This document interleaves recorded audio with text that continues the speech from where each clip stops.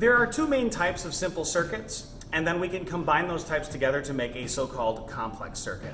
So a simple series circuit means that you have taken resistors and you have put them one after the other in a chain along with your battery and any meters you may or may not have.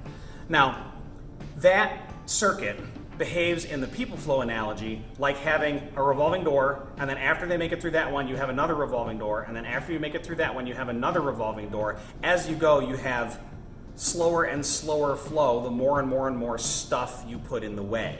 I hope that makes good sense. The way we say this is that the resistance of resistors placed in series add up.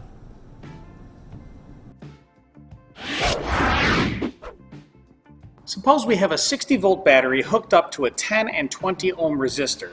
We also have an ammeter to measure the current in the circuit and a voltmeter to measure the voltage across the second resistor only.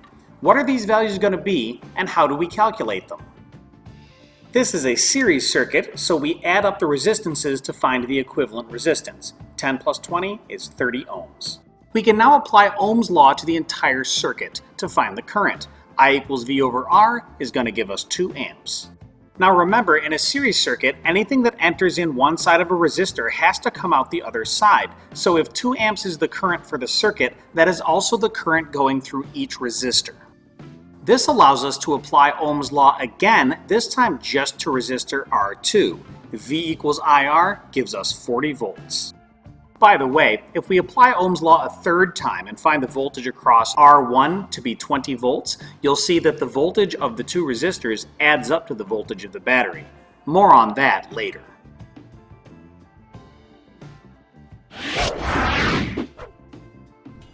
So there you have it. In series circuits, the current flows out of the battery and then through each resistor or bulb or lamp individually, and one to the next to the next to the next. To solve problems, you take the resistance of each resistor and add them up. Apply Ohm's law to the whole circuit to get current, and then apply Ohm's law again to each individual resistor to get voltage. The total voltage of those resistors adds up to the voltage of the battery, which is a great way to check your work. See you next time.